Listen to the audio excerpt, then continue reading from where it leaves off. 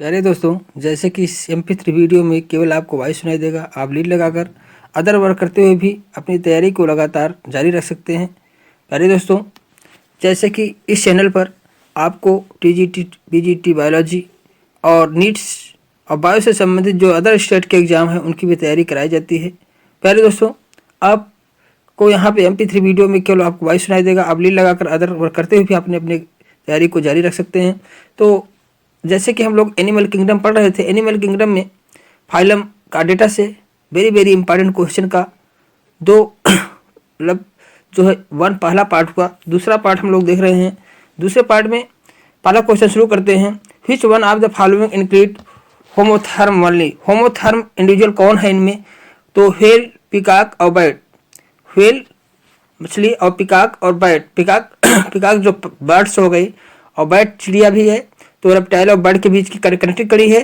तो whale, peacock और bird जो होते हैं ये कैसे इंडिविजुअल हैं? होमोथर्म हैं। कैसे हैं? होमोथर्म होते हैं। ह्यूमन और आप देखते हैं ह्यूमन और बर्ड, ये है क्या है?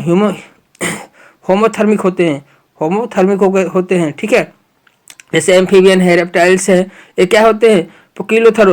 पोकिलोथर्म होते हैं। मतलब अपने इनका बॉडी का टेम्परेचर बदलता रहता है। लेकिन मैमल्स क्या होमियोथर्मिक है, ठीक। तो जो है ये होमियोथर्मिक है। एम्फीबियम, रेप्टाइल्स ये कोल्ड ब्लडेड होते हैं। होमियोथर्मिक, पोकिलोथर्मिक होते हैं जो इनका टेम्परेचर हर समय बदलता है। दो समतापी असमतापी होते हैं। क्या होते हैं? असमतापी होते हैं। अगला क्वेश्चन है होते हैं which of the following chordate character is heard by non chordate. कौन से इसमें कार्डेट कैरेक्टर है? तो कार्डेट कैरेक्टर कौन कौन से हैं? मूलभूत कार्डेट कैरेक्टर कौन कौन से होते हैं? एक पृष्ठीय तंत्रिका तो डॉर्सल नर्व पाया जाता है, और अनुदैर्ध लॉन्गिट्यूडिनल नोटोकॉर्ड पाया जाता है, फेरेंगियल गिलस्लिट्स पाए जाते हैं। अगले क्वेश्चन की बात होती है obturator foramen is found in pelvic girder. Pelvic girder में ऑब्टूरेटर फोरामेन किसमें पाया जाता है? ऑब्टूरेटर फोरामेन स्तनधारी के पेल्विस गर्डर में पाया जाता है। ऑब्टूरेटर फोरामेन जो होता है एक प्रकार का क्या है? एक प्रकार का ये बनी हुई लार्ज छिद्र होती कहाँ पे? पेल्विस गर्डर के इस्चियम प्यूबिस हड्डी के मध्य। इस्चियम प्यूबिस हड्डी पेल्विक गर्डर के ऑब्टूरेटर फोरामेन जो होता है पेल्विक गर्डर के इस्चियम और प्यूबिस हड्डी के मध्य बने एक छिद्र होती है जिसे ऑब्टूरेटर फोरामेन कहा जाता है। कहाँ किसमें पाई जाती है? ये जो किसमें पाई जाती है? स्तनधारियों में, उनके पेल्विस गर्डर में पाई जाती है। जहाँ पे इस्चियम प्यूबिस हड्डी होती है वहाँ जुड़ी होती हैं, वहाँ पे एक छिद्र बनता है, उसे ऑब्टूरेटर फोरामेन कहते हैं। यही क्वेश्चन पूछा गया था प्यारे दोस्तों। Obturator foramen is found in pelvis girder. Pelvis girder में पाई जाती है। किस में पाई जाती है? मैमल्स में पाई जाती है। किस में पाई जाती है? मैमल्स में, स्तनधारियों में पाई जाती है। अगले क्वेश्चन की बात हम लोग करते हैं। अरिन्थोरंकस को क्या कहते हैं? डकबिल प्लेटिपस कहते हैं। डकबिल प्लेटिपस को अरिन्थोरंकस कहते हैं। और टाकीग्लोसस को स्पाइनी एंट ईटर कहते हैं। टाकीग्लोसस को स्पाइनी एंट ईटर कहते हैं। और फास्को लार्क्टस कोलावियर कहते हैं। कोलावियर को फास्को लार्क्टस कहते हैं। कोलावियर को फास्को लार्क्टस कहते हैं। अगले क्वेश्चन को हम लोग देखते हैं। अगले क्वेश्चन की बात हम लोग करते हैं। एक्जोटिक कार्प जो है वो कौन सी मछली है? सिप्रीनस। एक्जोटिक कार्प कौन सी मछली है?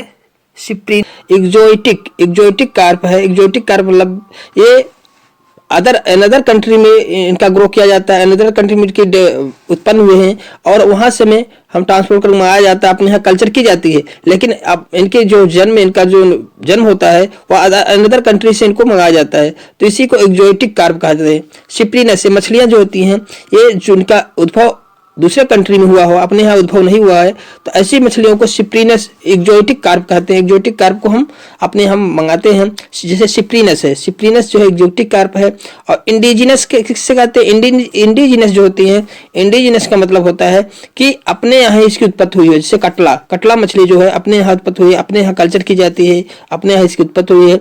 और एनाबास का क्या कैरेक्टर? हवा में सांस लेने वाली मछली है। अगर आपसे पूछा जाए एनाबास का क्या कैरेक्टर है? हवा में सांस लेने वाली मछली होती है। एनाबास क्या है? हवा में सांस लेने वाली मछली होती है। वलागो अट्टू ऐसी मछली है जिसपे सल्क नहीं पाया जाता है। फ्रेश वाटर में रहने वाली मछली है जिसमें सल्क विहीन मछली होती है, स्केल नहीं पाया जाता है। वलागो अट्टू में क्वेश्चन वेरी इंपॉर्टेंट है प्यारे दोस्तों। वलागो अट्टू इसमें सल्क विहीन मछली होती है, स्केल लेस फिश होती है। Poisonous gland of heloderma are modification of poisonous gland of heloderma जो होता है, पॉइजनस हेलोडर्मा का पॉइजनस ग्लैंड जो होता है आर मॉडिफिकेशन ऑफ बना होता है। किससे बना होता है? पॉइजनस ग्लैंड हेलोडर्मा जो बना होता है स्लाइवरी ग्लैंड पॉइजन, ये लिजार्ड हेलोडर्मा क्या है? लिजार्ड है, छिपकली है। इसका जो पॉइजनस ग्लैंड है या किससे मॉडिफाइड होता है? स्लाइवरी ग्लैंड से। स्लाइवरी ग्लैंड लार ग्रंथि से मॉडिफाइड होता है। अगले क्वेश्चन की बात हम लोग करते हैं। Which of the following animals exhibit neoteny? कौन सा ऐसा इंडिविजुअल है जो नियोटिनी प्रदर्शित करता है? नियोटिनी जिसमें पाया जाता है तो एम्बाइस्टोमा जो है यह अमेरिका में पाया जाता है। एम्बाइस्टोमा, इसके लार्वा को एक्जोलोटस लार्वा कहा जाता है। एम्बाइस्टोमा जो अमेरिका में पाया जाता है, इसके लार्वा के एक्जोलोटस लार्वा कहा जाता है। इस लार्वा में जब यह लार्वा अवस्था रहती है तभी इसमें male female sex organ develop हो जाते हैं। Male female sex organ develop होने की प्रक्रिया पीडोजेनेसिस कहलाता है। क्या कहलाता है? पीडोजेनेसिस कहलाता है। लेकिन अब नियोटिनी किसे कहते हैं? पीडोजेनेसिस तो आपने समझा कि इस लार्वा में एक्जोलोटस लार्वा में जब मेल और फीमेल सेक्स ऑर्गन्स आ जाते हैं तो उसे पीडोजेनेसिस कहते हैं। उस कंडीशन को पीडोजेनेसिस कहते हैं। और ये इनमें केवल ये मेल फीमेल सेक्स आ ही नहीं जाते हैं, ये रिप्रोडक्शन भी करने लगते हैं। ये लार्वा अवस्था में ही रिप्रोडक्शन करने लगते हैं। तो इस प्रक्रिया को नियोटिनी कहते हैं। इस प्रक्रिया को क्या कहते हैं? नियोटिनी कहते हैं। तो नियोटिनी किस में पाया जाता है? एक्जोलोटस लार्वा में। एम्बाइस्टोमा उत्तरी अमेरिका में जो पाया जाता है, कौन सा लार्वा इसमें पाया जाता है? एम्बाइस्टोमा में एक्जोलोटस लार्वा पाया जाता है। इसके लार्वा में यह दोनों क्रियाएं होती है, पीडोजेनेसिस और नियोटिनी। पीडोजेनेसिस में क्या होता है कि लार्वा जो एक्जोलोटस लार्वा होता है उसके लार्वा अवस्था में ही क्या होता है, उसमें मेल और फीमेल सेक्स ऑर्गन्स आ जाते हैं जिसे पीडोजेनेसिस कहते हैं। और उनमें जब रिप्रोडक्शन होने लगता है तो उसे नियोटिनी कहते हैं। अगले क्वेश्चन की बात हम लोग करते हैं। अगला क्वेश्चन है the reptilia skull with the single temporal fossa. Reptilia के स्कल खोपड़ी जो होती है single temporal fossa between the post orbital squamosal and jugal bone is called. Jugal bone squamosal और पोस्ट ऑर्बिटल के बीच में जो टेम्पोरल फोसा, बिटवीन उन्हीं के बीच temporal fossa, single temporal fossa पाया जाता है, उसको क्या कहा जाता है? साइनेप्सिड स्कल। साइनेप्सिड नहीं होता है, रेप्टेलियन साइनेप्सिड स्कल होता है, सिनॉप्सिड स्कल होता है। साइनेप्सिड स्कल का मतलब होता है ये कहाँ पाया जाता है? जो रेप्टिलिया के स्कल में सिंगल टेम्पोरल फोसा होता है वह किसके मध्य में होता है? Post orbital squamosal and jugal bone के बीच में होता है। उसको क्या कहते हैं? सिनॉप्सिड खोपड़ी कहते हैं, सिनॉप्सिड स्कल कहते हैं, सिनॉप्सिड खोपड़ी कहते हैं। तो अगले क्वेश्चन की बात हम लोग करते हैं। अगला क्वेश्चन है uncinate process is present. Uncinate process किसमें पाया जाता है? अनसिनेट प्रक्रिया जो होती है पक्षियों की पसलियों में पाया जाता है। अनसिनेट प्रोसेस जो होता है रिप्स ऑफ बर्ड में पाया जाता है। पक्षियों की पसलियों में पाया जाता है। दूसरे पसलियों को पीछे की ओर आच्छादित करता है, ओवरलैप करता है। इस प्रकार जो है अनसिनेट प्रक्रिया जो होती है दूसरे पसलियों को ओवरलैप करने की प्रक्रिया होती है। इस प्रकार यह थोरेसिक वाल की दृढ़ता से इसकी शक्ति से बांधता है। थोरेसिक वाल को दृढ़ता की शक्ति से बांधता है, उड़ने में सहायता करता है। थोरेसिक वाल को दृढ़ता से बांधने की क्रिया ओवरलैप, जो रिब्स में ओवरलैप की प्रक्रिया पाई जाती है उसी को क्या कहते हैं? बर्ड में पाई जाती है। बर्ड में इस प्रक्रिया को क्या कहते हैं? अनसिनेट प्रोसेस कहते हैं। अनसिनेट प्रोसेस से बर्ड में जो प्रक्रिया होती है कि एक रिब्स दूसरे रिब्स पर ओवरलैप करती है, तो बर्ड में इस प्रक्रिया को क्या कहते हैं? अनसिनेट प्रोसेस कहते हैं। अनसिनेट प्रोसेस की क्रिया के कारण ये दृढ़ता ये थोरेसिक वाल से दृढ़ता से जुड़ी होती हैं इनकी रिब्स, और इसके कारण ये उड़ने में ज़्यादा सहायक है और इसी को अनसिनेट प्रोसेस कहा जाता है। रिब्स में जो है ओवरलैपिंग करके जुड़ी होती हैं और इसी क्रिया को अनसिनेट प्रोसेस कहा जाता है। ये किस में पाई जाती है क्रिया? बर्ड में पाई जाती है। ठीक है, बर्ड्स में पाई जाती है। अगले क्वेश्चन की बात करते हैं। Which of the following animal is not living fossil.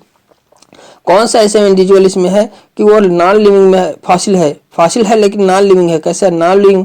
कुछ लिविंग फॉसिल हैं जो दिए हैं। लिविंग फॉसिल की बात हम लोग कर लेते हैं। लिमुलस एक आर्थ्रोपोड है। लिमुलस जो होता है एक आर्थ्रोपोडा है, यह लिविंग फॉसिल है। लिमुलस भी आर्थ्रोपोडा लिविंग फॉसिल है। स्फेनोडॉन एक सरीसृप है, यह भी लिविंग फॉसिल है। लाटीमेरिया एक मछली है जो भी लिविंग फॉसिल है। तो लाटीमेरिया फिश है, स्फेनोडॉन सरीसृप है और लिम्बलेस एक आर्थ्रोपोडा है। ये तीनों जीव जो होते हैं जीवाश्म होते हैं। क्या होते हैं? जीवाश्म होते हैं। कैसे जीवाश्म होते हैं? जीवित जीवाश्म, लिविंग फॉसिल होते हैं। कैसे जीवाश्म? लिविंग फॉसिल होते हैं। लाटिमेरिया फिश है, स्फेनोडॉन सरीसृप है, लिम्बलेस आर्थ्रोपोडा है। तो ये तीनों क्या है? लिविंग फॉसिल है। जबकि आर्कियोप्टेरिक्स जो होता है डेड फॉसिल है। आर्कियोप्टेरिक्स कैसा फॉसिल है? डेड फॉसिल है, जो विलुप्त जीवाश्म है, जो सरीसृप और पक्षी के बीच की संयोजक कड़ी है। विलुप्त जीवाश्म जो सरीसृप और पक्षी के बीच की क्या है? संयोजक कड़ी है। लिविंग फॉसिल किसे कहते हैं? लिविंग फॉसिल वो फॉसिल होते हैं जो कि प्रेजेंट टाइम में भी ये प्रेजेंट है और लिविंग रूप में प्रेजेंट है, लेकिन पहले बीच में ये गायब हो गए थे, कुछ समय के लिए गायब हो गए थे, पुनः ये आ जाए तो उन्हें हम क्या कहते हैं? लिविंग फॉसिल कहते हैं। जैसे कोई भी इंडिविजुअल है कुछ समय तक गायब हो जाए और पुनः वो दिखाई देने लगे तो इसे हम लिविंग फॉसिल कहते हैं। ठीक है, अगले क्वेश्चन की बात हम लोग करते हैं। First set of feather is appear over the young bird is called. जब यंग बर्ड, एक नवयुवक बर्ड आती है, उसके ऊपर जो सबसे पहला पंख आता है उसे क्या कहते हैं? सबसे पहले पंख को क्या कहते हैं? निसोप्टाइल्स कहते हैं। निसोप्टाइल्स कहते हैं। क्या? उस पहले वाले पंख को निसोप्टाइल्स के बर्ड पे जो सबसे पहला फीदर आता है, जब सबसे पहला वो नवयुवक होती है और सबसे पहला पंख आता है तो उसे नेसोप्टाइल्स कहते हैं। नेसोप्टाइल्स कहते हैं। और मेसोप्टाइल्स किससे कहते हैं? मेसोप्टाइल्स किससे कहते हैं? अब बर्ड्स पे दूसरे बाल आते हैं, छोटे कोमल बाल पंख जैसे दिखाई देते हैं, फीदर हैं, छोटे कोमल बाल दिखाई देते हैं, छोटे छोटे कोमल बाल होते हैं, उन्हें मेसोप्टाइल्स कहते हैं। मेसोप्टाइल्स उन्हें कहते हैं। और नेसोप्टाइल्स किसे कहते हैं? जो प्रारंभ में आते हैं, बाल छोटे छोटे आते हैं और समूह में होते हैं, उन्हें नेसोप्टाइल्स कहते हैं। ठीक है, और अगला है टेलेप्टाइल्स। क्या है? टेलेप्टाइल्स क्या है? टेलेप्टाइल्स जो होते हैं ऊन के समान छोटे मुलायम ऊन सदृश जो बाल होते हैं टेलेप्टाइल्स होते हैं। टेलेप्टाइल्स ऊन के समान। मेसोप्टाइल्स छोटे कोमल बाल होते हैं। नेसोप्टाइल्स जो होते हैं तरुण अवस्था में जो पहली बार उनमें बाल आते हैं, जो समूह में होते हैं, उसको नेसोप्टाइल्स कहते हैं। लागूनो, लागूनो किसे कहते हैं? लागूनो जो बाल होता है मुलायम मजबूती के साथ एक विशेष प्रकार का पंख होता है, पंख को ही लागूनो कहते हैं। उनके जो बड़े वाले पंख होते हैं तो उन्हीं को क्या कहा जाता है? लागूनो कहा जाता है। अगले क्वेश्चन की बात हम लोग करते हैं। ब्लीन व्हेल में जो ब्लीन प्रेजेंट होता है कहाँ प्रेजेंट होता है? आपसे पूछा जाए कि ब्लीन व्हेल होती है, ब्लीन व्हेल होती है, उसमें ब्लीन प्रेजेंट होता है। ब्लीन क्या होता है जानते हैं? कहाँ प्रेजेंट होती है? ब्लीन जो होता है एक घुंघराले बाल के जैसे स्ट्रक्चर होता है जो उनके ऊपरी जबड़े में पाया जाता है। ब्लीन व्हेल के ऊपरी जबड़े में पाया जाता है। ये घुंघराले बाल के जैसे स्ट्रक्चर होती है। आप अगर नहीं क्लियर कर पाते तो ब्लीन व्हेल डालकर आप नेट में देख सकते हैं। तो ब्लीन व्हेल क्या है? तो ब्लीन व्हेल जो होता है जो एक घुंघराले बाल के जैसे संरचना दिखाई देती है, उनके अपर जा से कनेक्ट होता है। तो ब्लीन व्हेल जो होता है एक अपर जा पे ब्लीन पाया जाता है, घुंघराले बाल जैसे स्ट्रक्चर दिखाई देती है। इसमें क्या करता है? प्लैंकटन, जितने प्लैंकटन होते हैं जल में रहने वाले छोटे छोटे कीट पतंगे होते हैं, उनको क्या करता है? खाने का काम करता है। मतलब ये जो है घुंघराले जो ब्लीन दिखाई देते हैं, ये सबसे पहले वाटर को इन करता है अपने गफले में। इन करने के बाद क्या करता है? डायरेक्ट व्हेल जो होता है डायरेक्ट पानी को अंदर लेता है और डायरेक्ट उस ब्लीन के अंदर जाने के बाद, ब्लीन मतलब मुख में जाने के बाद जब वो पानी को बाहर निकालता है तो उसमें से जो है प्लैंकटन फंस जाते हैं और उसको भोजन के रूप में यूज करता है। वो भोजन के रूप में सहायक ब्लीन इसमें क्या है? भोजन को एंट्री करने के बाद फिर वापस ना आए, इसके लिए वो सहायक होता है। इसमें जो घुंघराले बाल के जैसे स्ट्रक्चर दिखाई देते हैं वह इनमें सहायक ब्लीन होते हैं। वो सहायक होते हैं किसमें? उनका मुख्य भोजन को छानने में क्या होते हैं? सहायक होता है। अगले क्वेश्चन की बात हम लोग करें। ग्लास स्नेक लगा हुआ है, इसका मतलब आप ग्लास स्नेक लगा है तो इसका मतलब स्नेक ना समझिएगा। ग्लास स्नेक मतलब होता है यह क्या है? एक लिजार्ड है। ग्लास स्नेक क्या है? एक लिजार्ड है। तो किसको कहा जाता है? ग्लास स्नेक किसको कहा जाता है? ग्लास स्नेक जो होता है ऑफिसोरस को ग्लास स्नेक कहा जाता है। ऑफिसोरस को ग्लास स्नेक कहा जाता है। क्यों कहा जाता है? क्योंकि इसमें पैर नहीं पाए जाते हैं, लिम्बलेस होते हैं, लिजार्ड के नाम से जाना जाता है। ये लिजार्ड है लेकिन इसमें पैर न पाए जाने के कारण इन्हें ग्लास स्नेक कहा जाता है। ठीक है, पाद नहीं पाए जाते हैं, लिजार्ड के नाम से लिजार्ड होता है लेकिन इसमें पैर नहीं पाए जाते, इसलिए। जबकि यह छिपकली है, छिपकली में पैर पाए जाते हैं लेकिन पैर न पाए जाने के कारण ग्लास स्नेक इसे कहा जाता है। क्या कहा जाता है? ग्लास स्नेक कहा जाता है। जबकि यूप्लेक्टेला, होलोनेमा ये पोरीफेरा के अंतर्गत आते हैं। यूप्लेक्टेला, होलोनेमा जो है ये पोरीफेरा के अंतर्गत आते हैं। अगले क्वेश्चन की बात हम लोग करते हैं। अगला क्वेश्चन है Hemichordata the coelom is. Hemichordata में सीलोम किस प्रकार का पाया जाता है? हेमिकार्डेटा में सीलोम जो पाया जाता है वह इंटेरोसिलस प्रकार का होता है। इंटेरोसिलस प्रकार का होता है। और आपसे पूछा जाए एसिलस मतलब होता है, एसिलस मतलब होता है जिसमें सीलोम नहीं पाया जाता है। एसिलस मतलब होता है जिसमें सीलोम एब्सेंट होता है। सीलोम एब्सेंट किसमें होता है भैया? सीलोम किसमें नहीं पाया जाता है? तो सीलोम प्रोटोजोआ में, पोरीफेरा में और सिलेंट्रेटा में नहीं पाया जाता है।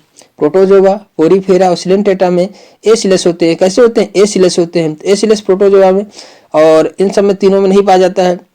साइजोसिलस किस में पाया जाता है? साइजोसिलस एनीलिडा में पाया जाता है। साइजोसिलस एनीलिडा में पाया जाता है। साइजोसिलस किसमें? एनीलिडा में पाया जाता है, जिसमें अर्थवार्म आता है उसमें साइजोसिलस सीलोम पाया जाता है। हीमोसिलस जो सीलोम किसमें पाया जाता है? हीमोसिलस सीलोम किसमें पाया जाता है? आर्थ्रोपोडा मोलास्का में पाया जाता है। हीमोसिलस जो सीलोम पाया जाता है वो आर्थ्रोपोडा मोलास्का में पाया जाता है। एंटेरोसिलस इकाइनोडर्मेटा हेमिकार्डेटा में पाया जाता है। ध्यान दीजिएगा, इंटेरोसिलस जो होता है इकाइनोडर्मेटा और हेमिकार्डेटा में पाया जाता है। इकाइनोडर्मेटा और हेमिकार्डेटा में इंटेरोसिलस सीलोम पाया जाता है। इंटेरोसिलस सीलोम हेमिकार्डेटा इकाइनोडर्मेटा में पाया। वेरी इंपॉर्टेंट क्वेश्चन है प्यारे दोस्तों। जबकि हीमोसिलस आप जानते होंगे, साइजोसिलस जानते होंगे, एसिलस जानते होंगे, इंटेरोसिलस जो होता है या इकाइनोडर्मेटा और हेमिकार्डेटा में पाया जाता है। ओके प्यारे दोस्तों, अगले क्वेश्चन की बात हम लोग करते हैं। होलोनेफ्रास इज फाउंड इन। होलोनेफ्रास क्या है? पहले इसको ध्यान दीजिए।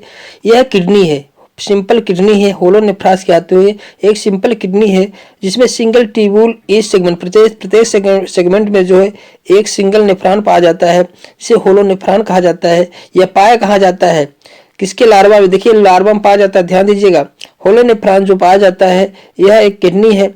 किडनी जैसे एक मांस जैसे स्ट्रक्चर होती है, सिंपल किडनी होती है।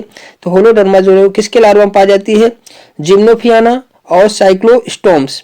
साइक्लोस्टोम और जिम्नोफियाना के लार्वा में यह पाया जाता है। साइक्लोस्टोम और जिम्नोफियाना के लार्वा में यह होलोनेफ्रॉन पाया जाता है। मतलब एक किडनी है। होलोनेफ्रॉन क्या है? किडनी है, सिंपल किडनी है जो single tubule in each segment में पाया जाता है। तो होलोडर्मा एक किडनी है जो साइक्लोस्टोम और जिम्नोफियाना में पाया जाता है। वेरी इंपॉर्टेंट क्वेश्चन प्यारे दोस्तों बन सकता है। होलोनेफ्रॉन इज फाउंड इन किस में पाया जाता है? लार्वा में पाया जाता है। किसके लार्वा में? जिम्नोफियाना और साइक्लोस्टोम के लार्वा में पाया जाता है। अगला क्वेश्चन है एग ऑफ प्रोटोथीरियंस। प्रोटोथीरियन का एग किस प्रकार का होता है? प्रोटोथीरियंस का एग जो है माइक्रोलिस्थल प्रकार का होता है। कैसे होता है? माइक्रोलिस्थल प्रकार का होता है। माइक्रोलिस्थल जो होता है प्रोटोथीरिया का एग होता है जिसमें अधिक पीतक की मात्रा पाई जाती है। माइक्रोलिस्थल किसे कहते हैं? सूक्ष्म पीतकी किसे कहते हैं? किसमें पाया जाता है? एम्फीऑक्सस में सूक्ष्म, बहुत कम मात्रा में। स्पंज में, ट्यूनिकेट, यूथीरियन, जितने यूथीरियन है मैमल्स हैं सब में सूक्ष्म पीतकी माइक्रोलिस्थल एक पाया जाता है। यूथीरियन में जिसमें मैमल्स आते हैं, एम्फीऑक्सस आता है, स्पंज आता है, ट्यूनिकेट, स्पंज ट्यूनिकेट, एम्फीऑक्सस भी माइक्रोलिस्थल में पाया जाता है। माइक्रोलिस्थल एक जो है एम्फीऑक्सस में पाया जाता है। स्पंज ट्यूनिकेटरन या यूथीरियन जितने स्तनधारी हैं उनमें भी माइक्रोलिस्थल एक पाया जाता है। मेजोलिस्थल मध्य पीतकी किस में पाया जाता है? पेट्रोमाइजान उभयचर में जो है मेजोलिस्थल एक पाया जाता है जिसमें याक की मात्रा जो है मॉडरेट पाई होती है। पॉलीलिस्थल किस में पाया जाता है? अत्यधिक मात्रा में जो है पॉलीलिस्थल को मैक्रोलिस्थल भी कहा जाता है। हम कह सकते हैं पॉलीलिस्थल को मैक्रोलिस्थल कहते हैं। जैसे प्रोटोथीरियन में मैक्रोलिस्थल एक पाया जाता है। पॉलीलिस्थल अतिपीतकी जैसे पक्षी, सरीसृप, अस्त मछलियां, बोनीफिशेस में पाया जाता है। ठीक है, पॉलीलिस्थल एक जो होता है पक्षी, सरीसृप, अस्त, बोनीफिशेस में पाया जाता है। पॉलीलिस्थल पक्षियों में, सरीसृप में, अस्त मछलियों में पाया जाता है। अधिक मात्रा में पॉलीलिस्थल होते हैं। मध्यपीतकी उभयचर, पेट्रोमाइजान, सूक्ष्मपीतकी एम्फीऑक्सस, स्पंज, यूथीरियन जो इसमें मैमल्स आते हैं माइक्रोलिस्थल में आते हैं। पीतक की स्थिति के आधार पर बेस्ड ऑफ पोजीशन ऑफ याक की स्थिति के आधार पर कितने 3 प्रकार के होते हैं। समपीतकी, आइसोलिस्थल में जिसमें स्पंज आते हैं, ट्यूनिकेट, एम्फीऑक्सस और जितने मैमल्स हैं जिसे समपीतकी में आते हैं, जिसे मैमल्स समपीतकी में आते हैं। और गोलार्ध पीतकी में कौन आता है?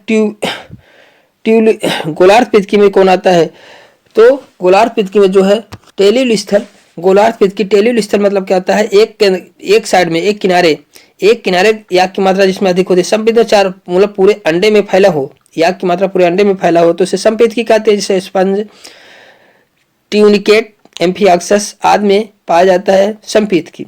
गोलार्ध पित्त की पक्षी में, उभयचर में, सरीसृप में गोलार्ध पित्त की पाया जाता है। टीलोल स्थल, टीलोल स्थल जो होता है गोलार्ध पित्त की जो होता है पक्षी, उभयचर, सरीसृप में पाया जाता है। पक्षी, उभयचर और सरीसृप, रेप्टाइल्स और सरीसृप, उभयचर, एम्फीबियन रेप्टाइल्स और पक्षियों में जो है कैसा गोलार्ध टीलोल स्थल प्रकार का पाया जाता है। केंद्र पित्त की किसमें पाया जाता है, कीटों में। कीटों में जो होता है सेंट्रोल स्थल, सेंट्रोल स्थल एक कीटों में पाया जाता है। वेरी इंपॉर्टेंट क्वेश्चन है प्यारे दोस्तों, बार बार पूछा जाता है कीट में किस प्रकार का अंड की कंडीशन होती है, तो केंद्र सेंट्रोल स्थल होता है। कैसे होता है, सेंट्रोल स्थल प्रकार का होता है इनमें, ठीक है। पक्षी, उभयचर, सरीसृप में टीलोल स्थल होता है। टीलोल स्थल पक्षी, उभयचर और सरीसृप में टीलोल स्थल होता है। और समपित्त की स्पंज, ट्यूनिकेट्स, एम्फियाक्सस आज में जो है समपित्त की प्रकार का जो पाया जाता है क्या, पित्त की स्थिति के आधार पर इनकी कंडीशन होती है। अब अगले क्वेश्चन की बात हम लोग करते हैं। कौन सी ऐसी मछली है जिस पर स्केललेस होती है, जो स्केललेस होती है, बताइए। अभी हम लोग इसके पहले भी चर्चा हुई थी, तो कौन सी ऐसी मछली है जिसपे स्केल्स नहीं पाए जाते हैं, मतलब स्केल मतलब सल्क आप मछलियों पे सल्क पाया जाता है, छोटे छोटे सल्क पाए जाते हैं, लेकिन कौन सी ऐसी मछली है जिसके ऊपर सल्क नहीं पाया जाता है, तो वलैगो अट्टू जो है एक ताजे जल में पाए जाने वाली मछली है। तो इस पे सिल्यूरिडी फैमिली के अंतर्गत आता है। सिल्यूरिडी फैमिली के अंतर्गत वलैगो अट्टू आता है, जिसकी त्वचा पर सल्क नहीं पाए जाते, सल्क एब्सेंट होता है। इसमें पृष्ठीय पंख छोटा होता है, डॉर्सल फिन जो होता है इसका छोटा होता है। गुदा वाली पंख, एनल फिन बड़ा होता है। एनल फिन का जो एनल फिन होता है वो बड़ा होता है, लेकिन काउडल फिन से जुड़ा नहीं होता है। काउडल फिन जो पूंछ वाली पंख होती है उससे जो है एनल फिन जुड़ा नहीं रहता है, ये अलग होता है। एनल फिन जो इनका बड़ा होता है, लेकिन ये अलग होता है काडल फिन से जुड़ा नहीं होता है। अगले क्वेश्चन की बात हम लोग, काडल फिन पाया जाता है, काडल पूंछ वाली पंख होती है। गुदा के पास एक पंख होता है, इसे एनल फिन कहते हैं, बड़ा होता है। डॉर्सल फिन छोटा होता है, जो पृष्ठ पे पंख पाया जाता है वलैगो अट्टू में छोटा होता है, ठीक है। वलैगो अट्टू की बात हो रही है। वलैगो अट्टू कैसा है, सल्क इस पे इसकी स्किन पर सल्क नहीं पाए जाते हैं, ये कंडीशन थी। तो अगले क्वेश्चन की बात हम लोग करते हैं। वेरी इंपॉर्टेंट क्वेश्चन ये भी है प्यारे दोस्तों। Which of the following is not cultivated major crop? कौन सा ऐसा मछली है जिसका कल्टीवेशन जो है अपने यहाँ नहीं होता। तालाब में देखिए, मांगुर तालाब में पाई जाने वाली मुख्य कार्प मछली नहीं है। भारत में मुख्य रूप से जो मछलियाँ का कल्चर किया जाता है वो क्या है, कटला है और सिरहिना है और वलैगो है, नोटोपेट्रस है। ये इन सब का कल्चर अपने भारत में जो है किया जाता है, लेकिन मांगुर जो है अपने यहाँ के तालाब में नहीं पाई जाती। मांगुर जो होता है यह, तो आपसे पूछा जा रहा है कि इनमें से कौन सा कल्टीवेटेड मछली नहीं है, तो मांगुर देखिए क्या है, ये मांसाहारी कार्निवोरस होती है। मांगुर जो होती है ये कार्निवोरस होती है, मतलब आधा जो छोटी मछलियां होगी इसको खा डालेगी। तो मांगुर को ये कल्टीवेशन के रूप में नहीं यूज किया जाता है। भारत के तालाबों में पाई जाने वाली मुख्य कार्प मछली नहीं है, क्योंकि यह कार्निवोरस होती है। क्या होती है, कार्निवोरस होती है। ये कैसी मछली होती है, जबकि सभी मछलियों का कल्चर और किया जाता है, जैसे रोहू है, कटला है और सरसिना है, मुसलन है, वालगो है, नोटोपेट्रस है। इन सब मछलियों का कल्चर किया जाता है, लेकिन मांगुर का कल्चर नहीं किया जाता, क्योंकि ये क्या है, मांसाहारी है। छोटी छोटी मछलियों को भी खा जाएगी, तो आप कल्चर क्या करेंगे, आप कैसे इनको ग्रो कराएंगे, ठीक है, इसका बिजनेस कैसे करेंगे। तो इसलिए मांगुर को नहीं पाला जाता है, कल्टीवेट नहीं किया जाता है। जबकि अदर मछलियों को जो अभी हम लोगों ने नाम लिया, कटला है, सिरसिना है, मुसलन है, वालगो है, नोटोपेट्रस है, इन सब का कल्चर किया जाता है, जबकि मांगुर का कल्चर नहीं किया जाता है। अगले क्वेश्चन की बात हम लोग करते हैं। अगला क्वेश्चन है, which is called reptile like mammal. Reptile like mammal कौन होता है। रेप्टाइल लाइक मैमल जो होता है कंटकी चींटीखोर होता है, स्पाइनी एंट ईटर। कंटकी चींटीखोर जो होता है या सरीसृप, देखिए रेप्टाइल लाइक मैमल, ये मैमल है। कंटकी चींटीखोर जो होता है मैमल है, लेकिन इनमें जो होता है सरीसृप की भांति जो है, सरीसृप के कुछ कैरेक्टर पाए जाते हैं। सरीसृप के कुछ कैरेक्टर मतलब जैसे सरीसृप अंडे देते हैं, तो यह मैमल्स भी अंडा देता है। कंटकी स्पाइनी एंटीटर जो होता है यह भी अंडे देते हैं, तो यह सरीसृप के जैसे दिखाई देता है, तो यही कहा जाता है रेप्टाइल लाइक मैमल कौन है, तो स्पाइनी एंटीटर जो है यह रेप्टाइल लाइक मैमल है। इसके शरीर पर स्तनधारियों जैसे बाल पाए जाते हैं। स्तनधारियों के भी कैरेक्टर हैं और सरीसृप के भी कैरेक्टर हैं। तो यह क्या है, यह जो है इनमें रेप्टाइल के जैसे कैरेक्टर पाए जाते हैं। ठीक है, हम कह सकते हैं कि यह मैमल्स और रेप्टाइल को जोड़ने का भी कार्य करता है, कनेक्टिव लिंक भी है। अगला क्वेश्चन है सरीसृप और पक्षियों के बीच संयोजक कड़ी कौन है? Which of connective link reptile and bird? Reptile और बर्ड के बीच कनेक्टिव लिंक कौन है? आर्कियोप्टेरिक्स। आर्कियोप्टेरिक्स जो होता है सरीसृप और पक्षियों के बीच संयोजक कड़ी है। इसमें पक्षियों और सरीसृप दोनों के समान रूप संरचना दिखाई देती है। सरीसृप के लक्षण इसमें कौन से दिखाई देते हैं? सरीसृप के लक्षण जो आर्कियोप्टेरिक्स में क्या कौन से होते हैं? तो लंबी पूंछ, आर्कियोप्टेरिक्स में लंबी पूंछ का होना, चोंच में दांत, अग्रपादों में पंजे होना, ये सरीसृप के लक्षण आर्कियोप्टेरिक्स में है। जबकि उड़ने के लिए पंख पाया जाना ये क्या पक्षियों के लक्षण है आर्कियोप्टेरिक्स में। इसलिए आर्कियोप्टेरिक्स को सरीसृप और पक्षियों के बीच की संयोजी कड़ी कहते हैं। सरीसृप और पक्षियों के बीच की क्या है? आर्कियोप्टेरिक्स क्या है? डेड फॉसिल है। और जो है यह किसको कनेक्ट करता है? सरीसृप और पक्षियों को बीच की कनेक्टिव लिंक है। अगला क्वेश्चन है निम्न में से कौन सा पाद विहीन उभयचर होता है? बताइए पाद विहीन उभयचर कौन सा होता है? एम्फीबियन। आपसे पूछा है ऐसा एम्फीबियन कौन सा है जिसमें पैर नहीं पाए जाते हैं? एम्फीबियन उभयचर कौन सा? इक्थियोफिश पाद रहित उभयचर होता है। इक्थियोफिश संघ कार्डेटा का जंतु है। ध्यान दीजिए इक्थियोफिश जो होता है संघ कार्डेटा का जंतु है और एम्फीबियन का क्लास है। या दक्षिणी फिलीपींस दक्षिण पूर्व एशिया में पाया जाता है। इक्थियोफिश जो होता है उभयचर में आता है। एम्फीबियन, एम्फीबियन में कौन आते हैं? कार्डेट ही हैं। एम्फीबियन हुआ है, बर्ड्स हुए, ये सब क्या है? कार्डेट है। तो एम्फीबियन में कार्डेट में इक्थियोफिश भी एक कार्डेट है जो उभयचर इनका क्या है? क्लास है। एम्फीबियन इनका क्या है? क्लास है। और कार्डेटा इनका क्या? फाइलम है। ठीक है, तो इक्थियोफिश जो होता है एक उभयचर होता है जो संघ कार्डेटा का जंतु है। ये इनमें जो होता है पाद रहित होते हैं। कैसे होते हैं? बिना पैर के होते हैं। इक्थियोफिश में पैर नहीं पाया जाता है। अगले क्वेश्चन की बात हम लोग करते हैं tornaria larva. Tornaria is the larva of. Tornaria किसका लार्वा है? टार्नेरिया लार्वा जो है बेलेनोग्लासेस का लार्वा होता है। किसका लार्वा होता है? बेलेनोग्लासेस का लार्वा है टार्नेरिया। इनमें देखिए बेलेनोग्लासेस में जो है मेल फीमेल अलग अलग होते हैं। इनमें निषेचन वाह होता है, एक्सटर्नल होता है। इसका विकास जो होता है इनडायरेक्ट होता है। लार्वा पाया जाता है तो इनडायरेक्ट डेवलपमेंट होगा। इनमें टार्नेरिया लार्वा पाया जाता है तो हम लोग मालूम है बेलेनोग्लासेस के सामान्य भाषा में क्या उनको सामान्य रूप से दो नामों से और भी जाना जाता है। आपसे पूछा जाए बेलेनोग्लासेस का दूसरा नाम क्या है? बेलेनोग्लासेस को दूसरा नाम एकार्न वार्म या टंग वार्म भी कहा जाता है। एकार्न वार्म या टंग वार्म भी कहा जाता है। या कार्डेट और नॉन कार्डेट के बीच की संयोजक कड़ी है। या कार्डेट और नॉन कार्डेट के बीच की क्या है? संयोजक कड़ी है। इनमें जो नोटोकार्ड पाया जाता था प्रोबोसिस में पाया जाता है, लेकिन बाद में सर्च होने के बाद देखा गया कि कार्ड जो था नोटोकार्ड स्टोमोकार्ड के नाम से जाना गया है कि ये नोटोकार्ड नहीं स्टोमोकार्ड है। इसलिए बेलेनोग्लासेस को जो है जो कार्डेट फाइलम से हटा दिया गया था। कार्डेट फाइलम से क्या है इसको हटा दिया गया था कि तो बेलेनोग्लासेस जो में स्टेमोकार्ड पाया जाता है एक कार्डेट फाइलम से इसको हटा दिया गया था। इसका शरीर बेलनाकार होता है। इसका शरीर 3 भागों में बटा होता है। प्रोबोसिस, कॉलर और ट्रंक में विभाजित होता है। अगले क्वेश्चन की बात हम लोग करते हैं। अगला क्वेश्चन है स्फेनोडान जो एक जीवित जीवाश्म है किस समूह से संबंधित है? स्फेनोडान जो एक जीवित जीवाश्म है किस समूह से संबंधित है? तो स्फेनोडान एक जो जीवित जीवाश्म है ये रिकोसिफेलिया नामक समूह से रिकोसिफेलिया आर्डर से संबंधित है। ध्यान दीजिए कि जो है रेप्टिलिया क्लास रेप्टिलिया में 2 सब क्लास है। 2 सब क्लास में क्या है? एनएफसीटा है। एनएफसीटा में एक आर्डर है। एनएफसीटा जो होता है रेप्टिलिया क्लास में 2 सब क्लास है। एनएफसीटा में एक आर्डर है जिसे क्या कहता है? किलोनिया जो है इसका एक आर्डर है जिसमें टार्टवाइज आता है, कछुआ आता है और भी इंडिविजुअल आते हैं। टार्टवाइज जो आता है ठीक है एक्वाटिक टार्टवाइज आता है तो टार्टवाइज इसमें है। जबकि किसमें? एनएफसीटा सब क्लास में। और सब क्लास डायप्सीटा में 3 आर्डर हैं। डायप्सीटा सब क्लास डायप्सीटा में 3 आर्डर है।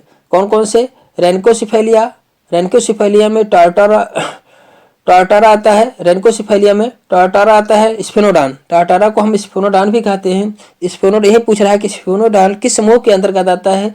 तो किस आर्डर में आता है ये पूछा जा सकता है। किस समूह में आता है? तो रेनकोसिफेलिया में। आर्डर पूछ सकता है या समूह पूछ सकता है किस समूह में आता है? तो रेनकोसिफेलिया में स्फेनोडान आता है। जिस स्फेनोडान को दूसरा नाम क्या है? टाटारा, टाटारा भी कहा जाता है, ध्यान दीजिएगा, टाटारा नाम से पूछा जा सकता है। तो स्फेनोडान को टाटारा भी कहा जाता है। किस आर्डर में है? रेनकोसिफेलिया में है। और दूसरा आर्डर है डाई एफसिया, डायप्सिटा जो दूसरा आर्डर है, डायप्सिटा जो सब क्लास है, उसका दूसरा आर्डर कौन सा है? स्क्वामेटा आर्डर में लिजार्ड, छिपकली आती है और स्नेक आते हैं। जितने छिपकली होती है और स्नेक जो होता है किस आर्डर में रखे गए हैं? स्क्वामेटा आर्डर में रखे गए हैं। और क्रोकोडाइलिया में कौन से है? क्रोकोडाइल्स आता है। तो 3 आर्डर है इसके, रेनकोसिफेलिया जिसमें स्फेनोडान आता है, जो लिविंग फॉसिल है, लिजार्ड है, लिविंग फॉसिल है, ठीक है। स्क्वामेटा जो है लिजार्ड, और स्क्वामेटा आर्डर में लिजार्ड और स्नेक आते हैं। क्रोकोडाइलिया में क्रोकोडाइल आते हैं, ठीक है। अगला क्वेश्चन है, इनमें से कौन सा स्तनधारियों का लाक्षणिक गुण नहीं है? आपसे पूछा जाए कि स्तनधारियों का लाक्षणिक गुण इसमें से कौन सा नहीं है, तो ईयर ऑसिकल, कर्ण अस्थियां, कान में पाई जाने वाली हड्डियां, ये किसी भी स्तनधारी का लक्षण नहीं है।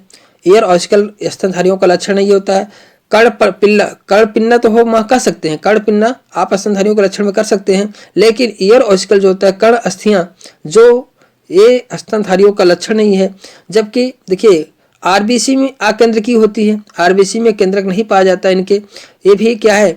स्तनधारियों का लक्षण है, करेक्टर है। प्लेसेंटा पाया जाता है, ये भी लक्षण है। डायफ्राम पाया जाना भी ये मेमल्स का लक्षण है, लेकिन ईयर में ऑसिकल, कर्ण अस्थियां पाया जाना, यह मेमल्स का लक्षण नहीं है। प्यारे दोस्तों ध्यानते रहिए, कर्ण आने के बाद हम समझते हैं ये भी इसमें मैच कर रहा है, लेकिन नहीं, कर्ण पिन्ना होता तो एक बार आप समझते, लेकिन कर्ण ऑसिकल से कर्ण अस्थियां मतलब कान की हड्डियां, एक कान की हड्डियां दे रहा है, तो ये एब्सेंट इसमें से ये मैमल्स का, स्तनधारियों का लक्षण नहीं है। अगले क्वेश्चन की बात हम लोग करते हैं, किसके नर में पैतृक संरक्षण गुण पाया जाता है? आपसे पूछा जाए कौन किसके नर में जो है, कौन सा ऐसा इंडिविजुअल है जिसमें पैतृक संरक्षण नर के द्वारा होता है? नर के द्वारा होता है। हिप्पोकैम्पस, नर मछली में पैतृक संरक्षण का गुण पाया जाता है। आपसे कहा जाए तो आप बताएंगे कि हिप्पोकैम्पस नर मछली जो होती है उसमें पैतृक संरक्षण का गुण पाया जाता है, जो ऑप्शन यहाँ दिए गए हैं।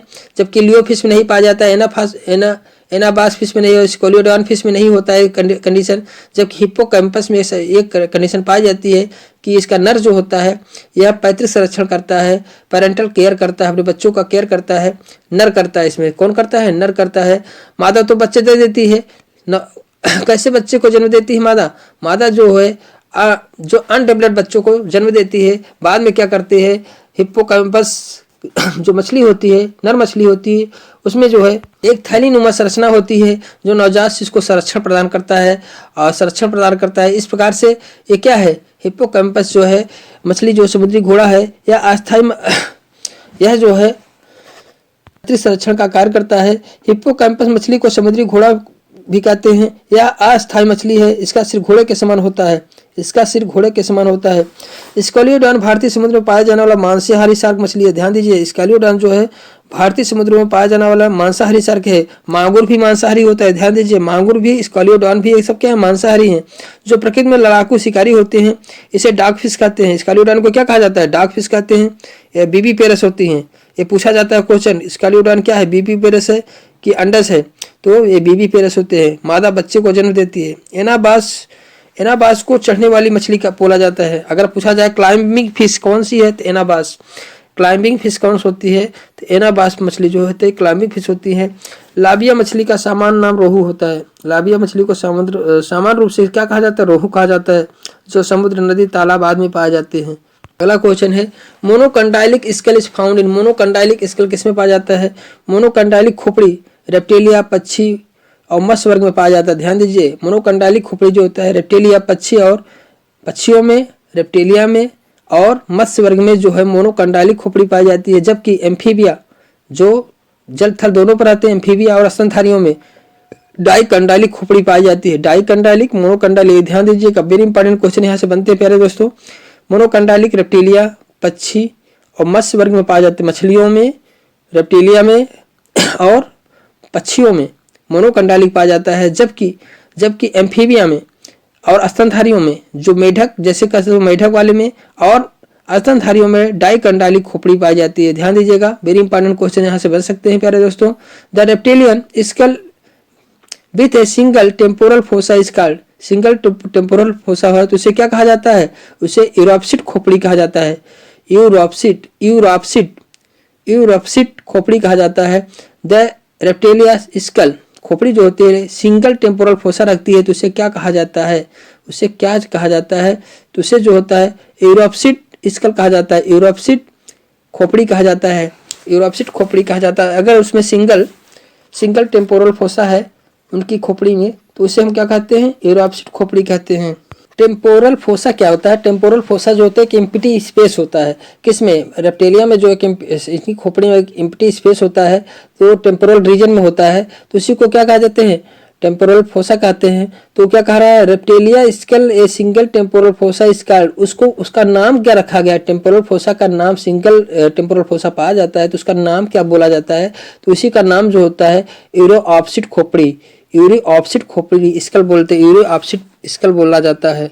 अगले क्वेश्चन की बात करते हैं, क्लिओइडिक अंडे अभिलक्षित हो, क्लिओइडिक एग आर कैरेक्टरिस्टिक, क्लिओइडिक अंडे किसके लक्षण हैं, क्लिओइडिक अंडे सरीसृप पक्षियों की विशेषताएं हैं, क्लिओइडिक अंडे जो होते पाए जाते हैं, क्लिओइडिक अंडे सरीसृप एवं पक्षियों की विशेषताएं हैं। क्लिओइडिक का तात्पर्य बॉक्स जैसी संरचना से होता है। देखिए जो अंडे होते हैं वो एक थैली में बंद होते हैं और उस थैली को हम बॉक्स जैसी संरचना मानते हैं तो सरीसृप पक्षियों की विशेषताएं हैं, ऐसे अंडे पाए जाते हैं। यद्यपि ऑक्सीजन लेने कार्बन डाइऑक्साइड छोड़ने के अलावा इनमें और भी जो क्रियाएं जैविक होती हैं सारी क्रियाएं हो जाती हैं। देखिए अंडे में भी ऑक्सीजन एंट्री करते हैं, CO2 बाहर निकालते रहते हैं, इस प्रक्रिया को भी इसमें सारी प्रक्रिया जैविक क्रिया होती रहती हैं। तो इस प्रकार के अंडों को हम क्या कहते हैं, क्लिओइडिक अंडे कहते हैं। क्लिओइडिक अंडे सरीसृप चिड़ियों मोनोट्रिम मैमल की प्रमुख विशेषता है, सरीसृप और चिड़ियों और मोनोट्रिम मैमल माने प्रोटोथीरिया में जो अंडे देने वाले जंतु हैं जो स्तनधारी हैं, प्रोटोथीरिया में जो मोनोट्रिम उन्हें कहते हैं। तो इनमें भी चिड़ियों में और सरीसृप की मुख्य विशेषताएं हैं जिनमें क्लिओइडिक अंडे पाए जाते हैं। ध्यान दीजिए प्यारे बच्चों, क्लिओइडिक अंडे किसे कहते हैं, क्योंकि क्लिओइडिक मतलब होता है एक बॉक्स जैसे स्ट्रक्चर होती है, उसमें सारे उसके भ्रूण बंद रहते हैं और उनमें जो उनकी कवच है, कवच के बाहर से भी ऑक्सीजन अंदर जाता है, कार्बन डाइऑक्साइड अंदर से बाहर निकाला जाता है, सारी जैविक क्रियाएं उसके अंदर होती हैं। इस प्रकार के एक को क्लिओइडिक अंडे कहते हैं। या किनमें पाया जाता है, ये क्लिओइडिक अंडे जो होती है सरीसृप में के अंडों में, चिड़ियों के अंडे और मोनोट्रिम मतलब प्रोटोथीरिया जो अंडे देने वाले होते हैं स्तनधारी होते हैं, उनमें भी इस प्रकार के अंडे पाए जाते हैं। अगले क्वेश्चन की बात हम लोग करते हैं, as of reptile is known as, सरीसृप जंतुओं का युग क्या कहलाता है, सरीसृप जंतुओं का युग क्या कहते हैं, मीसोजोइक महाकल्प कहा बोला जाता है, मीसोजोइक ईरा, सरीसृप जंतुओं को के युग को क्या बोला जाता है, मीसोजोइक ईरा बोला जाता है। अगर मछलियों के युग को बोला जाए तो डियोनियम का मछलियों का युग है, डियोनियम मछलियों का युग है। आपसे पूछा जाए आकशेर की इनवर्टिब्रेट का युग क्या था, किस समय इनवर्टिब्रेट युग थे, तो आर्डोविशियन पीरियड में जो एक आर्डोविशियन क्या था, आर्डोविशियन के समय में आकशेर की इनवर्टिब्रेट थे। और जुरैजिक समय में क्या था, एज ऑफ रेप्टाइल्स थे। जुरैजिक के समय में कौन से थे, रेप्टाइल्स जो है जुरैजिक पीरियड था, जुरैजिक पीरियड में रेप्टाइल्स थे। तो सरीसृप देखिए तो रेप्टाइल्स का इरा क्या था, मीसोजोइक इरा था और इनका पीरियड क्या था, जुरैजिक पीरियड था। आपसे पूछा जाए स्तनधारी होते हैं वो किस में आते हैं, इयोसीन में स्तनधारी आते हैं। इयोसीन में जब जो सबसे डेवलप पीरियड था उसमें इयोसीन आते हैं। मीसोजोइक महाकल्प में जुरैजिक पीरियड लगभग 200 मिलियन वर्ष पहले सरीसृपों का युग था। 200 मिलियन वर्ष पहले सरीसृपों का युग था मेरे प्यारे दोस्तों। 200 मिलियन वर्ष पहले, लगभग 200 मिलियन वर्ष पहले ये मीसोजोइक और जुरैजिक पीरियड चल रहा था। ठीक है, मीसोजोइक महाकल्प और जुरैजिक पीरियड लगभग 200 मिलियन पहले जुरैजिक पीरियड था, जिस समय रेप्टाइल्स की बहुत अधिक प्रचुर मात्रा में रेप्टाइल्स पाए जाते थे। अगले क्वेश्चन की बात हम लोग करते हैं, पक्षियों में सबसे छोटे पंख को क्या कहते हैं, पक्षियों के सबसे छोटे पंख को क्या कहते हैं, फिलोप्ल्यूम्स कहते हैं। सबसे छोटे पंख को फिलोप्ल्यूम्स कहते हैं। फिलोप्ल्यूम्स सबसे छोटे त्वचा को ढकने वाले के लिए उपयुक्त होता है, त्वचा को ढकता है फिलोप्ल्यूम्स। पुच्छ में पाया जाने वाला पंख इरेक्टाइल्स कहलाता है। जो पक्षियों के पुच्छ में पंख पाया जाता है उसे क्या कहते हैं, इरेक्टाइल्स कहते हैं, इरेक्टाइल्स कहते हैं। शरीर को ढकने वाला मुलायम पंख डाउन कहते हैं। शरीर को ढकने वाले मुलायम पंख को क्या कहते हैं, डाउन कहते हैं। शरीर को ढकने वाले मुलायम पंख को डाउन कहते हैं। अगला क्वेश्चन है, मोनोकंडाइलिक झिल्ली नुमा दंत रहित कपाल पाया जाता है। मोनोकंडाइलिक हो झिल्ली नुमा दंत रहित कपाल किसमें पाया जाता है, कबूतर में जो है मोनोकंडाइलिक झिल्ली नुमा दंत रहित कपाल पाया जाता है। देखिए मोनोकंडाइलिक किसमें पाया जाता था, ध्यान दीजिए। मोनोकंडाइलिक अभी इसके पहले चर्चा हुई थी ना। मोनोकंडाइलिक रेप्टिलिया में, पक्षी में और पक्षियों में और मत्स्य वर्ग में पाई जाती है। मत्स्य वर्ग में मछलियों में, मत्स्य वर्ग में, रेप्टिलिया में और पक्षियों में पाया जाता है। तो कबूतर में ही पाया जाएगा। कबूतर क्या पक्षी है, तो मोनोकंडाइलिक खोपड़ी की बात आ जाए तो कबूतर पक्षी है। तो आपको मालूम है कि पक्षियों में, रेप्टिलिया में और मत्स्य वर्ग में जो है मोनोकंडाइलिक स्कल पाया जाता है। ध्यान दीजिएगा। तो यहाँ पे कबूतर है तो कबूतर में मोनोकंडाइलिक स्कल पाया जाता है। और कैसे होता है, झिल्ली नुमा दंत रहित कपाल पाया जाता है। मोनोकंडाइलिक झिल्ली नुमा, इनकी चोंच में दांत पाए नहीं जाते हैं, तो खोपड़ी में जो है दंत रहित कपाल पाया जाता है। मेढक का कपाल त्रिकोणी और पार्श्व में चपटा होता है। टैडपोल अवस्था में इनका जो कपाल बना होता है कार्टिलेज का बना होता है। लेकिन जैसे जैसे कांड्रोक्रेनियम कहते हैं, उसमें कांड्रोक्रेनियम कहते हैं क्योंकि कार्टिलेज का बना होता है उनका कपाल। लेकिन एडल्ट मेढक में कार्टिलेज हड्डी में परिवर्तित हो जाता है। जब एडल्ट मेढक बनता है तो उसमें कार्टिलेज जो होता है हड्डी में परिवर्तित हो जाता है। उस हड्डी को मेम्ब्रेनस बोन या इम्बेसिंग बोन कहा जाता है। जब वो हड्डी में परिवर्तित हो जाते हैं उनके जो एडल्ट अवस्था में, तो उन्हें मेम्ब्रेनस बोन या इम्बेसिंग बोन भी कहते हैं। अगर मानव की खोपड़ी की बात की जाए, मैन स्कल, ये कैसे होता है, मानव और एम्फीबिया की खोपड़ी कैसी होती है बताओ, डाइकंडाइलिक होती है। मानव और एम्फीबिया जो मेढक होते हैं इनकी खोपड़ी डाइकंडाइलिक होती है। यह गर्दन के ऊपर स्थित सिर का कंकाल है। सिर का कंकाल जो गर्दन के ऊपर स्थित होता है उसे मैन स्कल कहते हैं, खोपड़ी कहते हैं। इनमें सबसे बाहरी भाग पर दृढ़तापूर्वक 4 हड्डियां से बना हुआ एक बॉक्स होता है। इनकी खोपड़ी में 4 हड्डियों से बना हुआ एक बॉक्स होता है। बॉक्स के अंदर और भी हड्डियां पाई जाती हैं। तो जो 4 हड्डियों से बना एक बॉक्स होता है, तो कुल मिला के इनमें 29 हड्डियां पाई जाती हैं। खोपड़ी में कुल कितनी हड्डियां पाई जाती हैं, 29, मतलब 29 अस्थियां पाई जाती है, बोन्स पाई जाती हैं, 29 बोन पाई जाती हैं। अगले क्वेश्चन की बात हम लोग करते हैं। मेढक की आदर्श कशेरुका का सेंट्रम होता है। The Centrum of typical vertebra of frog. मेढक का आदर्श कशेरुका का सेंट्रम क्या होता है, मेढक के आदर्श कशेरुका का सेंट्रम जो होता है प्रोसियस प्रकार का होता है, अग्रगर्ती प्रकार का होता है। किस प्रकार का होता है, अग्रगर्ती प्रकार का होता है। प्रोसिलस प्रकार का होता है। प्रोसिलस प्रकार का जो होता है कशेरुका का सेंट्रम इनका प्रोसिलस प्रकार का होता है। किसका, मेढक का जो है आदर्श कशेरुका का सेंट्रम जो होता है प्रोसिलस प्रकार का होता है। जबकि मेढक की प्रथम कशेरुका का है प्रोसिलस होती है, जबकि थर्ड कशेरुका का सेंट्रम द्विगर्ती एम्फिकोइलस होती है। अगर आपसे पूछा जाए इसकी थर्ड कशेरुका का सेंट्रम किस प्रकार का होता है, एम्फिकोइलस प्रकार का होता है। जॉनसन ने तो ये था कि इनकी थर्ड कशेरुका एम्फिकोइलस प्रकार की होती है और फर्स्ट कशेरुका जो होती है अग्रगर्ती प्रोसिलस प्रकार की होती है। तो इसके बाद अगले क्वेश्चन की बात हम लोग करते हैं। अगला क्वेश्चन है, कौन सी मछली पिंडज होती है, कौन सी मछली बीबीपेरस होती है। इसके पहले हम लोग चर्चा कर चुके हैं। स्कैलियोडान मछली जो होती है बीबीपेरस होती है। भारतीय समुद्रों में पाई जाने वाली कैसी मछली है, मांसाहारी शार्क मछली है जो प्रकृति में लड़ाकू और शिकारी होती है। इसे डार्क फिश भी कहा जाता है। स्कैलियोडान को डार्क फिश भी कहा जाता है। या जरायुज बीबीपेरस होती है, मादा बच्चे पैदा करती है।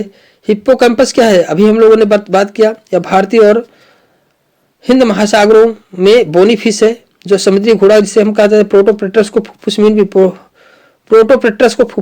कहा जाता है। प्रोटोप्टेरस को फुफ्फुस मीन के नाम से जाना जाता है। प्रोटोप्टेरस क्या है, फुफ्फुस मीन है। तो हम लोगों ने देखा स्कैलियोडान क्या था, ये बीबीपेरस है, ठीक है, जिसे हम मांसाहारी शार्क मछली कहते हैं। डार्क फिश भी स्कैलियोडान को बोला जाता है। स्कैलियोडान को डार्क फिश भी बोला जाता है। अगले क्वेश्चन की बात हम लोग करते हैं। The type of dentition in crocodile is. Crocodile में जो है डेंटिशन प्रकार, घड़ियाल में निम्न प्रकार का दंत विन्यास कैसे पाया जाता है, किस प्रकार का दंत विन्यास पाया जाता है। घड़ियाल में जो है थिकोडंट प्रकार का दंत विन्यास पाया जाता है। थिकोडंट प्रकार का दंत विन्यास पाया जाता है। थिकोडंट का मतलब होता है जबड़े के गड्ढों में धसे हुए दांत को थिकोडंट कहते हैं। जबड़ा पाया जाए उसमें गड्ढों में धसे हुए दांत को थिकोडंट कहते हैं। एक्रोडंट प्रकार का दंत विन्यास किसमें पाया जाता है, पाइलोजेनेटिक्स में पाया जाता है। एक्रोडंट और ब्यूनोडंट प्रकार का दंत सुअर में पाया जाता है। बिनोडांट प्रकार का दंत सुअर में पाया जाता है। बिनोडांट सुअर में, एक्रोडांट प्रकार का पाइलोजेंटिक्स में पाया जाता है। ठीक है, अगले क्वेश्चन की बात हम लोग करते हैं। कौन सा ऐसा इंडिविजुअल है जिसमें श्वसन तो बुकलंग के द्वारा होता है और उत्सर्जन ऑक्जल ग्लैंड के द्वारा होता है? कौन सा ऐसा इंडिविजुअल है? तो पेरीपेटस एनिलिडा व आर्थ्रोपोडा। पेरीपेटस क्या है? एनिलिडा व आर्थ्रोपोडा के बीच की क्या है? पेरीपेटस एनिलिडा आर्थ्रोपोडा के बीच की संयोजक कड़ी है। एनिलिडा और आर्थ्रोपोडा के बीच की संयोजक कड़ी है जिसमें श्वसन बुकलंग के द्वारा होता है। उत्सर्जन कॉक्सल ग्रंथ के द्वारा होता है। उत्सर्जन जो है कॉक्सल ग्रंथ के द्वारा होता है। प्यारे दोस्तों, इस प्रकार से बहुत बड़ा वीडियो बन जाएगा, तो इसमें से इतनी ही क्वेश्चन फिर आगे वीडियो आपको दिया जाएगा। इसी के आगे दूसरा वीडियो आपको आएगा जिसमें और भी क्वेश्चन होंगे, very important question chordata phylum से। तो प्यारे दोस्तों, वीडियो को यदि अभी लाइक नहीं किए तो लाइक कर दें। चैनल को सब्सक्राइब नहीं किए हैं, अभी तक सब्सक्राइब आपने नहीं किया तो चैनल को सब्सक्राइब कर दें। और तो प्यारे दोस्तों, इसी के साथ thank you for watching video. Okay, bye.